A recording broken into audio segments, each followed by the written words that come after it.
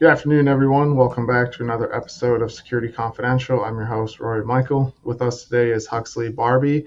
He is a security evangelist at Run Zero, formerly Rumble Network Discovery, a company founded by Metasploit creator HD Moore that helps companies discover unmanaged devices for asset inventory. Huxley previously worked for Cisco, SparkPost, and most recently Datadog, where he formulated the Datadog cloud security platform. He spent over 20 years as a software engineer and security consultant. He attended his first DEF CON in 1999 and holds both CISSP and CISM certifications. On top of that, he's also an organizer of B-Sides NYC. Huxley, thanks for joining us. Thank you for having me, Rory. Happy to be here. How did you get from where you started in your career to where you're at now? What was kind of your road progression? Yeah, there was a time in my career when all I ever wanted to do was just be in front of the screen. Mm-hmm. Uh, but as you get older, you mature, you gain more experience, you are called upon to do more than be hands-on keyboard. And as I sort of came out of my shell in terms of doing presentations and speaking with the public, Mm-hmm. my role naturally gravitated in this direction. I also ended up having more responsibilities in my job where I had go-to-market responsibilities. Okay. So as somebody who's leading a consulting practice at Cisco, there's a certain amount of public education that you have to do Right. for the services that you provide. And so that was another thing that sort of propelled me in this direction. And happily, I enjoy what I'm doing here. Speaking on this podcast with you is part of that evangelism responsibility. Right, absolutely. Bringing the information, more public, reaching more of an audience. Yeah, yeah. And sometimes it's a more technical audience, sometimes it's less. So that's where the technical background comes in. Okay. No, that's awesome. So, proactive security, risk, and asset inventory. What is the connection between those three facets of security? That is a good one. I would say the bedrock of any security program is asset inventory. Okay. And it's not something that I'm just saying and made up out of thin air, but if you Right. look at the CIS critical security controls, right, that's Uh-huh. control number one. If you look at NIST CSF, it's also one of the core components. But if you're going to go and protect something, you need to know about it, Right. plain and simple. So when you're talking about proactive security, you cannot be proactive without a good asset inventory. If when you are compromised, or if a device is compromised and your reaction is, oh, what is that? Then you're on the back foot. By definition, you can only be reactive. If when a device is compromised and your reaction is, or your question is, I wonder who owns that thing. Like, what is the function or what is the value this device provides to our business? Then by definition, you're going to be reactive. A good asset inventory allows you to become proactive. And I'm not saying that good asset inventory is sufficient for a proactive security program, but I'm saying it is necessary. Right? There Right. may be other components, other tools or principles that you need to apply in order to have a proactive security program, but definitely asset inventory is a part of that. And Right. the third part of your question, risk is all about management of that risk. Right? Risk in a vacuum doesn't really mean anything. It's Uh-huh. all about how you're managing that risk. Right. And risk management isn't necessarily a proactive activity. Like nobody's managing risk reactively. Like there's no such thing. When you're Uh-huh. reacting, you're fighting fires and running around with like a chicken with his head cut off. Like that's not risk management. So if your goal is to manage risk, you need to have a proactive security program, and a bedrock component to that is good asset inventory. Can you explain to us kind of what you see as the tooling that they're think is doing a good job for them, and then what you bring to light as far as what they need to upgrade to? Right. So funny enough, I Uh-huh. often hear folks say that, oh, yeah, asset inventory is so important. It's great. And I have my EDR for that. Mm. Another one would be I have my vuln scanner for that. I've also heard, well, we have these things on spreadsheets. And Classic. I've also heard I use a NAC for Oh that, wow. Okay. right? And well, and the fifth one would be CMDB, Okay. right? But the fact of the matter is, none of those really solve the asset inventory problem. It might have 20 years ago. It might have 20 years ago when you and I were both sitting in an office every day, and as a security team member, your job is to protect the laptop Hmm. or the server room, the servers in the server room. Right. But these days, that landscape has completely changed, right? We have devices maybe still in an office, but in our remote employees' homes, in the Hmm. cloud. Our factories are now connected to the internet. We have all these smart devices, IoT devices that are on Right. the network doing who knows what. Right? Hmm. I just recently there was one recent scan that we did where we found a photo frame connected to the network of Wow. all things. Right. So the things that we protect are not the things that we protected 20 years ago. And some of these other approaches that I just mentioned, the five, this tooling might have worked back in the day 20 years ago, but it's completely unsuitable for the reality of most organizations today. Right. Yeah. That it makes a lot of sense. I mean, I think the whole work from home and how advanced technology has become and integrated into every aspect of the business has obviously your asset inventory is going to have to change too from a spreadsheet to something a little bit more intrusive and it gives you more visibility into what's going on exactly. Yeah, yeah, absolutely. So, what kind of difference are there between IPv4 and IPv6 in gathering asset inventory data? Mm, mm. So part of this comes back to what is a cyber asset. So I'll just Hmm. quickly define that. Okay. And cyber asset is different from an IT asset. A cyber asset is a compute device along with all the associated detail Hmm. that security teams care about, right? And this includes hardware, software, services, which ports they're listening on, security controls that are on there, uh, user information like who the owner is, vulnerabilities, misconfigurations, and all that stuff, right? Whereas an IT asset, it's a different set of concerns. There's some overlap here, of course. They also want to know about hardware and software, but Right. on the IT side, you care about licensing, you care about replacement cost, Hmm. right? And so that's something that I wouldn't consider to be part of a cyber asset. Right? Cyber asset is like the compute device plus what security people care about, IT devices, the compute asset plus what IT people care about. So one of the things I mentioned, one of the related details is services. Right. Okay, and this is where IPv4, IPv6 comes in. A lot of folks, when they do asset discovery, they assume that the attack surface on their devices is the same, whether it's V4 or V6, Okay. and that is not true. Right. That is absolutely not true. There's been many cases where we have found a particular device has a certain port blocked off or turned off on IPv4. It's not listening, but on IPv6 it is. Okay. Hmm.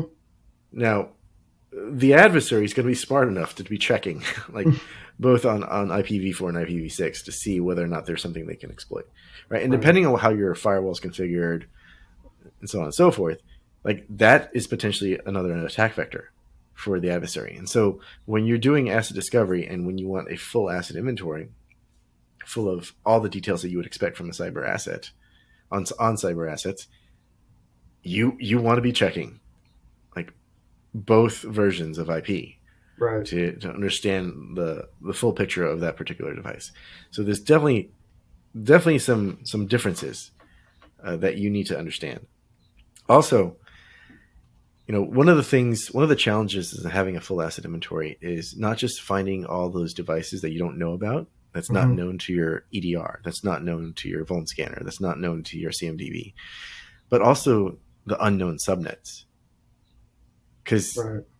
it doesn't take a genius to just set up a new, private IP address range off of another NIC Right. on a laptop.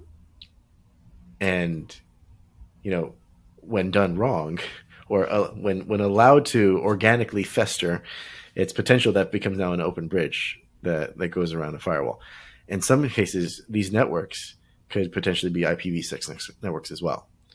And that's a much larger IP address range to do discovery on. Right? One of the biggest challenges in asset discovery is white space. When Okay. you have lots and lots of white space in a particular subnet, it takes a long time to iterate through those IP addresses to verify that there truly is nothing in there. And with IPv6, obviously there's way more addresses to go through. So it's highly challenging to do asset discovery in IPv6. Okay.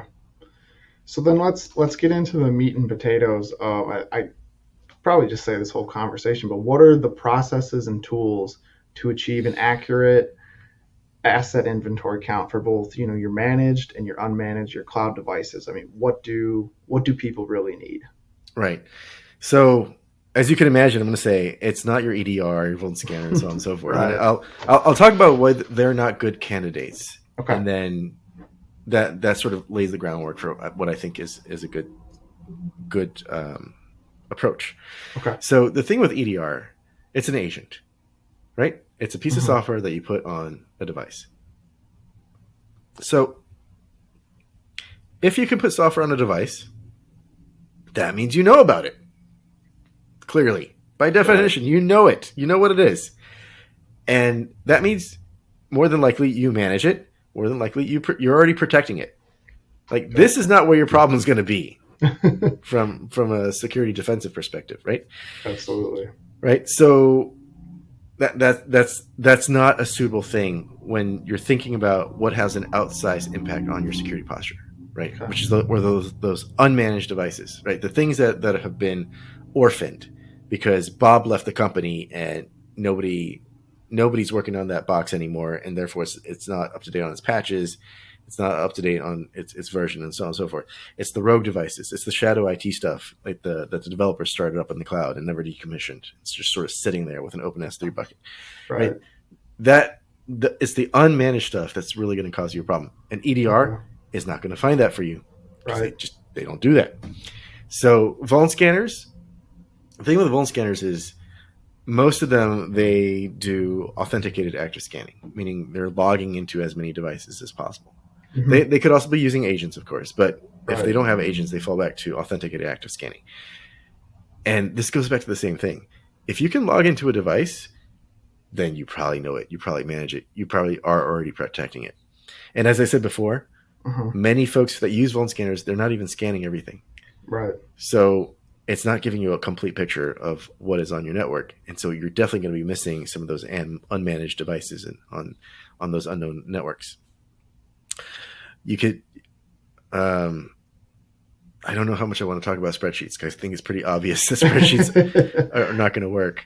Yeah. CMDBs, they have discovery capabilities that also use authenticated active scanning. So very similar to a vuln scanner, it's not quite there. And more often than not, they're not catching like OT devices and IoT devices and things like this. It's just a weak point Hmm. in those areas. And in fact, with both vuln scanners and CMDB, I would say that they oftentimes entirely avoid OT Okay. simply because they're afraid of crashing OT devices. Some of these OT devices are very prone to disruption. They will Okay. freeze up, they will reboot, they will shut down if they have arbitrary input over the network. Right. So if you think about it, these OT devices, they were programmed to respond to somebody pushing a button Right. or flipping a switch. Like arbitrary input is not something that they were programmed to handle. Right? Hmm. And of course, with EDR, you can't put software on an OT device or an IoT device. So that's just completely being missed by the EDR as well. So we go on to NACs. NACs are NACs are somewhat on their way out, I feel like, but Right. there's still many companies that still have it, Hmm. and they tend to identify the device that is trying to connect to the network. Okay. And they'll do like a rudimentary profiling of that device only for the sake of selecting the policy that they want to apply to that device. It's not really trying to do at scale discovery Okay. on the network. So it's not its job. Its job is not to go out there and find everything. In fact, the Right. matter is, when you start looking at OT environments, a lot of those MAC addresses of OT devices end up in some sort of MAC address bypass list Mm-hmm. just to get them on the network because they're not identifiable anyway. And then Mm-hmm. with all of these, particularly with CMDB and vuln scanners and Right. NACs, there tends to be really, really poor accuracy. Okay. Oftentimes, devices will just show up as Linux, right? Doesn't surprise me. Right, and like, does that help you? No. I mean, No way. because if this Linux device is a an internet enabled coffee mug versus this Linux device is an IP camera that is, you know, videotaping your factory floor Mm-hmm. or the bank vault door, Right. right? It makes a difference to you as a security person. Like in one case, you don't care; it's a bad cup of coffee if it goes down. But in the other case, it's very material that the adversary might be able to surveil your facilities, Yeah. right? So the hardware matters. The software that's on there matters. You need to know these things. And these other tools, they just tend to not be able to tell Lack of anything beyond visibility. like the superficial identification of what is the operating system that's running here. Right. Um, it you're not working with a full deck when you can't tell the difference between a network attached storage and an Android tablet. Right. So anyway, these are some of the things that folks say, "Oh, I think asset inventory is important, and I Mm-hmm. have my X that handles it for me." Those are all X. Yeah, those are all X, and in all cases, there's some shortcoming that it doesn't allow you to handle the realities of today. Right. Like I said, Mm-hmm. 20 years ago, everything was a desktop or a laptop Right. or a server in the server room, like in a rack, all nice, with the cables all nicely laid out. But like these days, it just doesn't work anymore. Mm-hmm. So what are some of the things that you can do? Well, one interesting approach is to talk to all these other things that are in your tech stack, right? So you can go out there and you can use API integrations Okay. to pull data from multiple sources. And that gives you some picture of what is on your network, right? Mm-hmm. But the other part of it that is really important is the use of unauthenticated active scanning. Okay. Okay. So with unauthenticated active scanning, it means you're not trying to log into every single device as opposed to authenticated active scanning like a vuln scanner or CMDB Right. discovery module. And so you're not hampered by having to know something about the device beforehand. You're not limited to only the devices that are being managed, that are already being protected. It allows you to have a broader view of your network and go after all the things that are unmanaged as well. Now, unauthenticated active scanning in of itself is not going to be the full solution.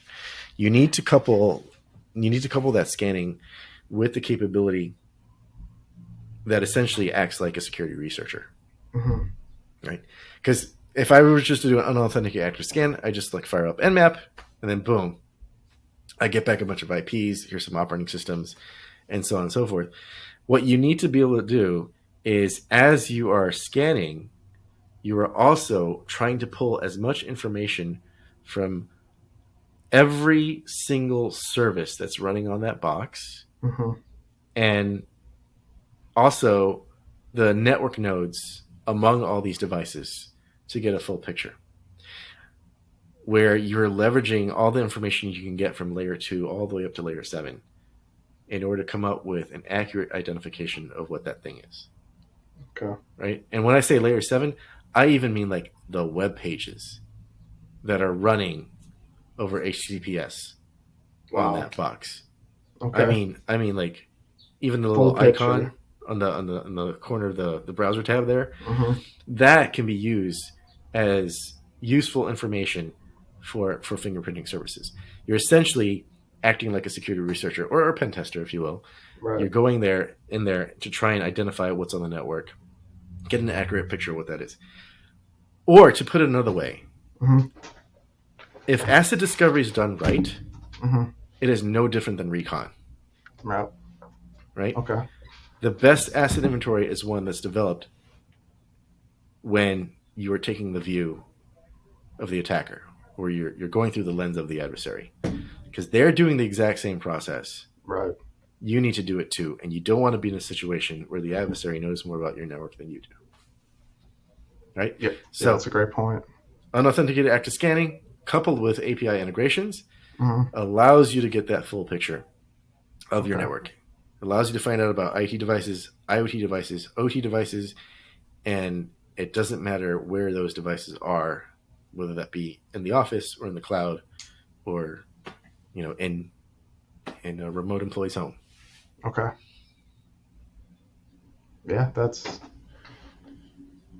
a lot better than a spreadsheet. It's a lot better than a spreadsheet. It's a lot better than NAC for sure, and it's a lot better than EDR, Vuln Scanner, or CMDB.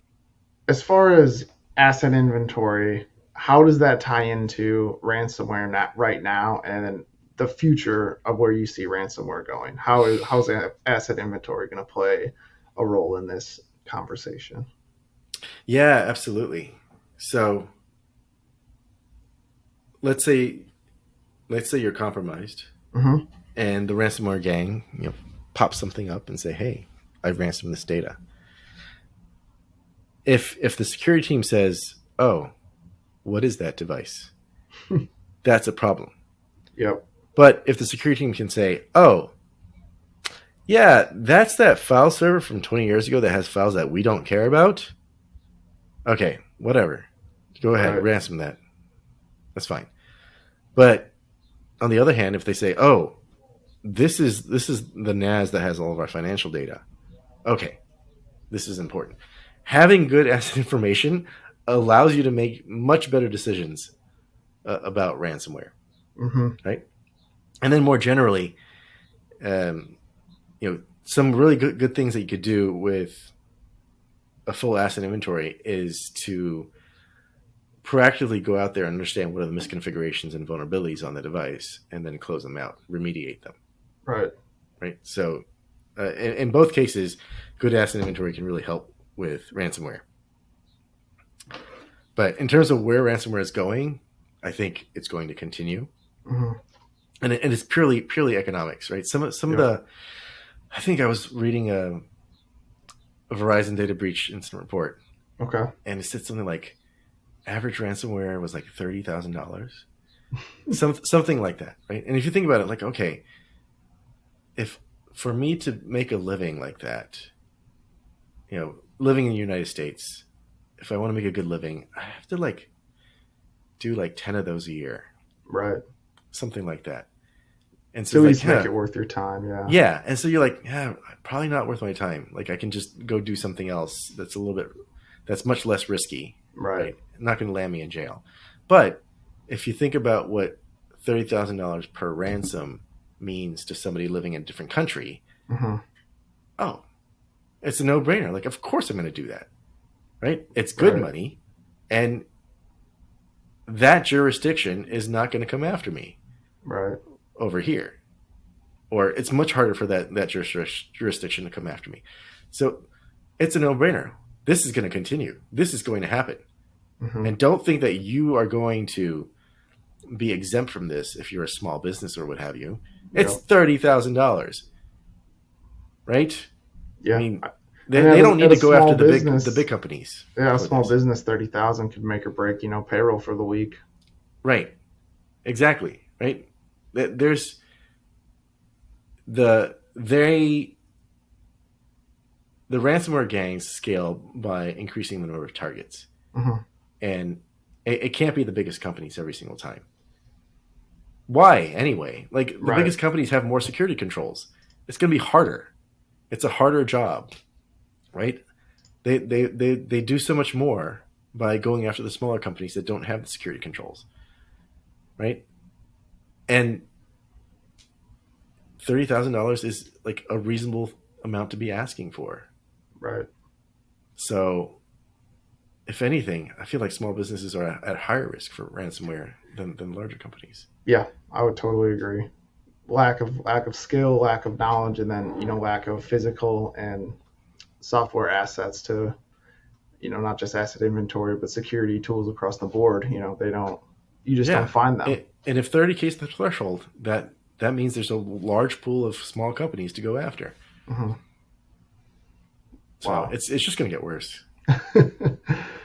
I hate to. Right. Awesome. Well, if people want to, reach out to you, get in contact with you, what is the best place to do that? LinkedIn? So you could just search for Huxley Barbie. Okay. Yeah, I'm the only Huxley Barbie you're ever going to meet, and I'm active on LinkedIn, Twitter, as well as Mastodon. I'm on the infosec.exchange Okay. instance. It's Huxley, and last name is Barbee, 2 E's. Perfect. Yeah, we will. I'll have Emily make sure she links all that stuff, and we'll link the B sides NYC as well. So if any of the listeners here want to get info on when that's coming up next and get in touch with Huxley, have all that stuff right there. Sure. Or if you just want to email me, you can Okay. email me at huxley@runzero.com. That's RUNZERO.com. Perfect. But, connect with me on LinkedIn or Twitter or Mastodon as well.